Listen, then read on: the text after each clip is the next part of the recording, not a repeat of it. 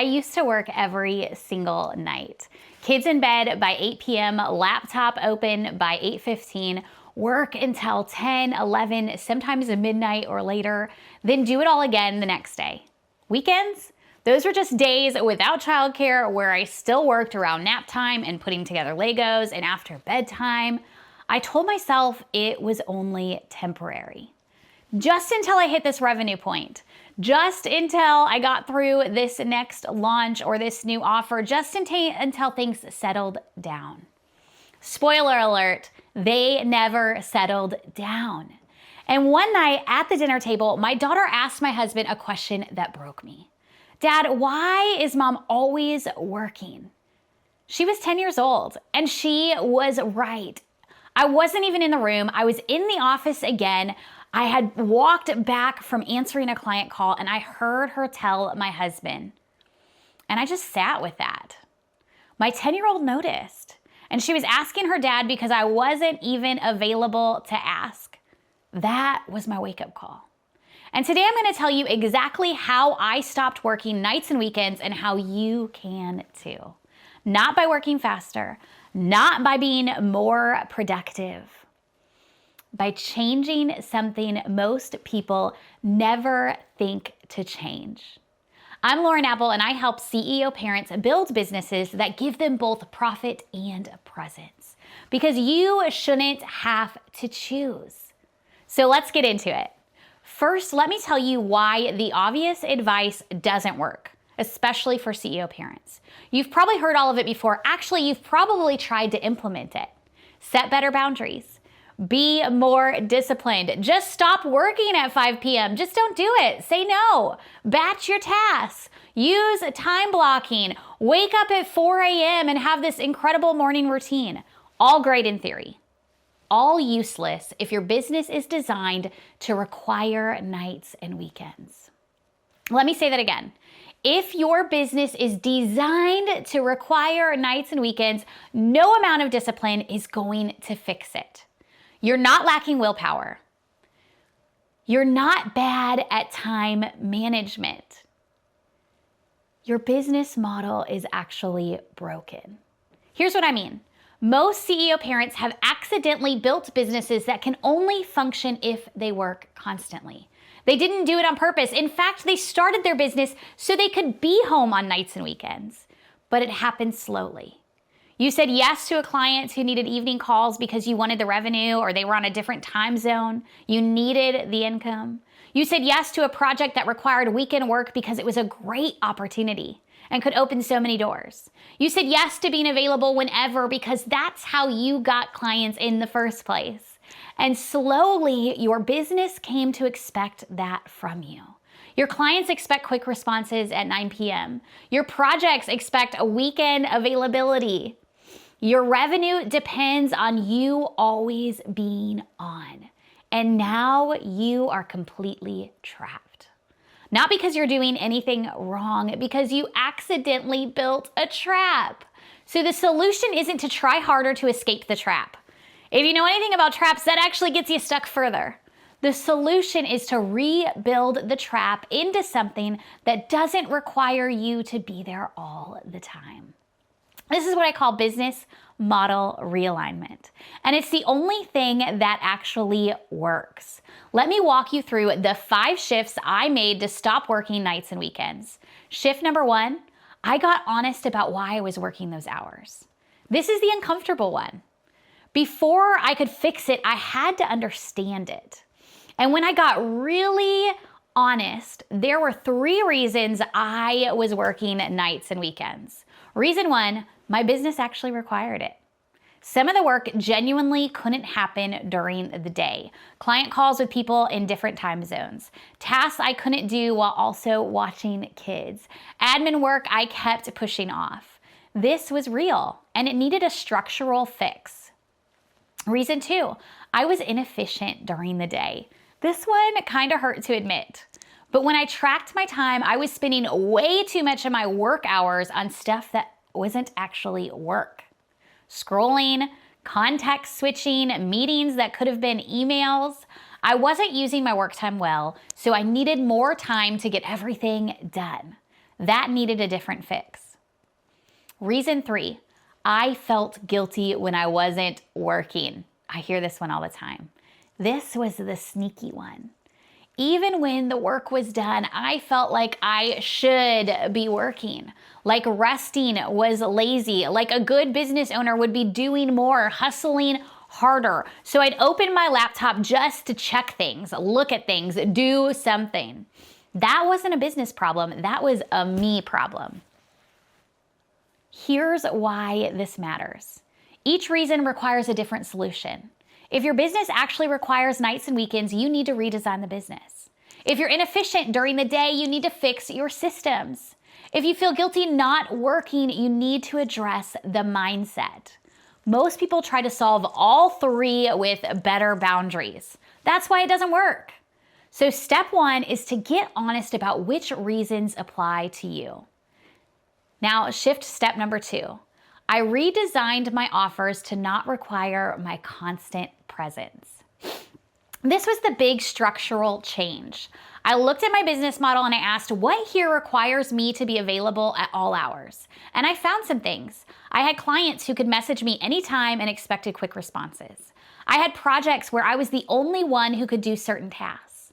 I had offers that required my real-time involvement, so I changed them. For clients expecting anytime access, I shifted to office hours. Here's when you can reach me, here's when you'll hear back. I communicated it clearly, I put it in my contracts. Some clients didn't really like it.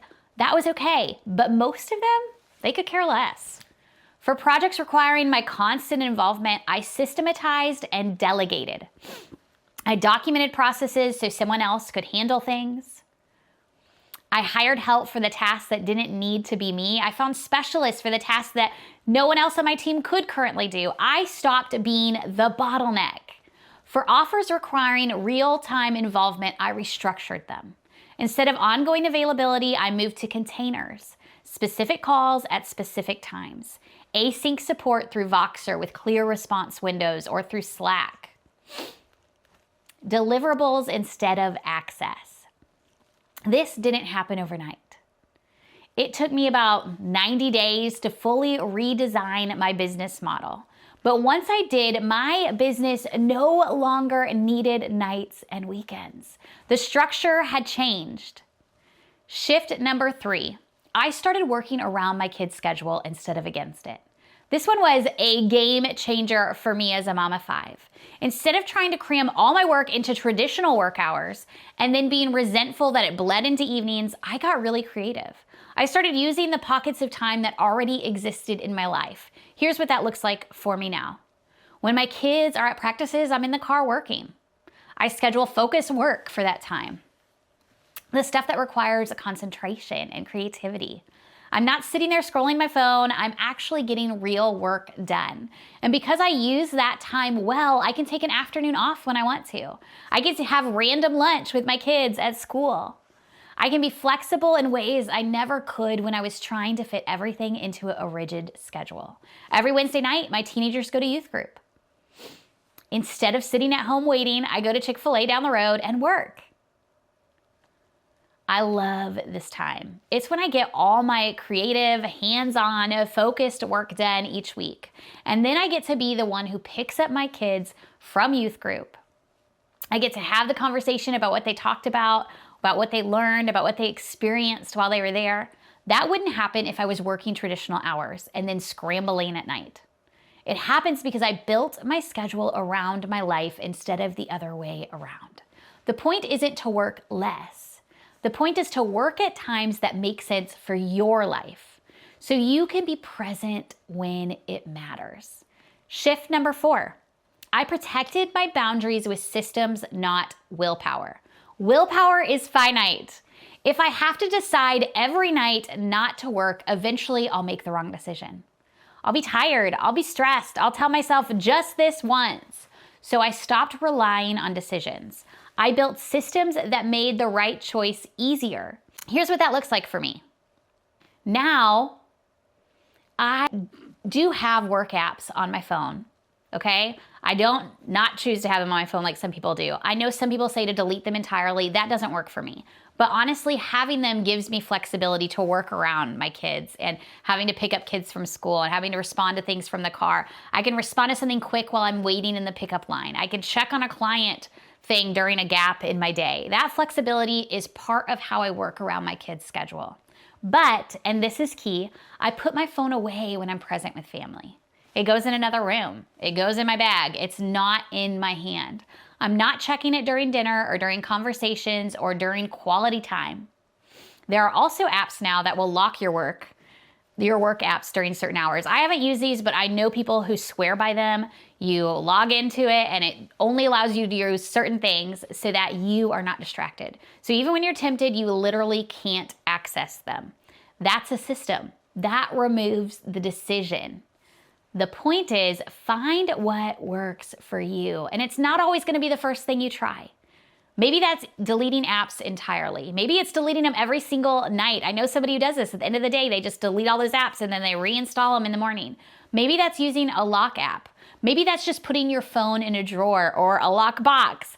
Whatever removes the temptation and protects your presence.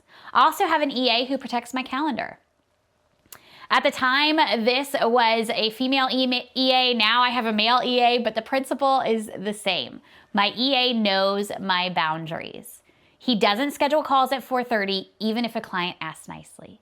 He knows my boundaries and enforces them even when I'm tempted not to. This is huge. Having someone else protect your calendar means you're not relying on making the right decision when you're tired and stressed. The decision is already made. Shift number 5, I addressed the guilt. This was the mindset work, and it's sometimes the hardest work. And honestly, it's ongoing. The guilt of not working is real. The guilt of not being with your kids is real, especially when you've built your identity around being a business owner, especially when you see other entrepreneurs hustling 24/7, especially when you feel like you should be doing more. But here's what helped me. I redefined what success looks like. Success isn't working the most hours. Success is having both profit and presence. Success is closing my laptop at 4 p.m. and being fully present with my kids. Success is running a multiple 6-figure business while never missing morning hugs. When I redefined success, the guilt started to fade because I wasn't failing by not working nights and weekends. I was succeeding by not working nights and weekends. I also got evidence that it worked. When I stopped working nights and weekends, my revenue didn't drop. It actually went up because I was more rested, more strategic, more effective. I showed up better for my clients. The evidence proved that more hours didn't equal more results. And I started talking about it publicly. Telling people that I close my laptop at 4 p.m., telling people that I take Friday afternoons off, that I don't work weekends, that I take the Friday afternoons off to be at pickleball with my daughter or hang out with my teenagers. The more I said it, the more I owned it. It became my identity rather than my guilt. Let me tell you what my life looks like now. I close my laptop almost every day at 4 p.m. Not most days, every day, sometimes earlier. My kids know that when I close that laptop, I'm theirs. We do dinner together. I'm present for bedtime. I help with homework. I run to practices. I take my kids to youth group. I do pick up and drop off. I put my phone away during family time. I'm not checking it during dinner or during conversations. I'm actually there. Weekends are for family. Soccer games, church, family activities. Sometimes we do nothing. Sometimes we have adventures. Sometimes we all cuddle and watch a movie, but I'm not working. Wednesday nights, I get focused, creative work done while my kids are at youth group. And then I get to pick them up and we talk about their night.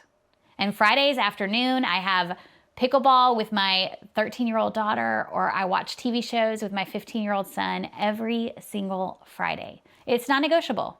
This is my time when they're home and I get to be with them. My business knows it, my clients know it, my team knows it. And you know what? My business is doing better than ever because I'm not burned out, because I'm making strategic decisions instead of reactive ones, because I'm rested enough to actually think clearly. The nights and weekends, they weren't helping my business. They were hurting it, actually. I just couldn't see that when I was in the middle of it. It felt like it was the only way to make it possible. And here's what I want you to do. If you're currently working nights and weekends and you want to stop, start here. Step 1, get honest about why you're working those hours. Is it structural? Your business actually requires it? Is it efficiency? You're not using work hours well? Is it mindset? You feel guilty when you're not working?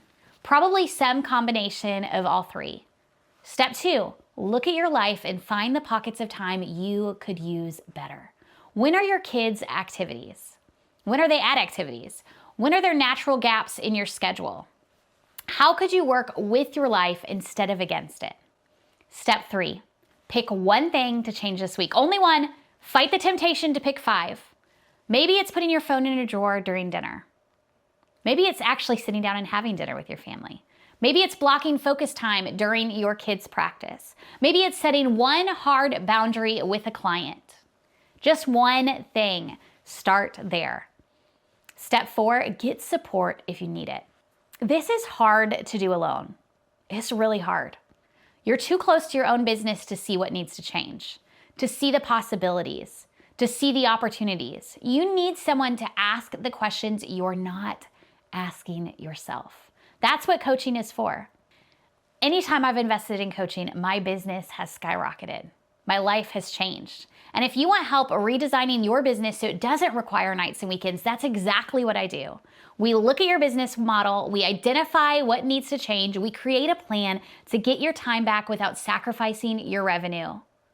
The link to all the information is in the description below.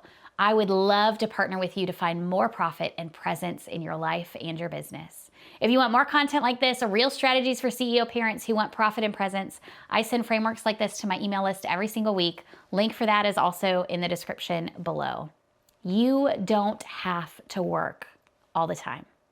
You don't have to work nights and weekends. You don't have to work 24/7 to be successful. It's not a requirement of running a successful business. It's a symptom of business that's designed wrong. And you can redesign it. You really can. So go get started today. Thanks for watching. I'll see you next week.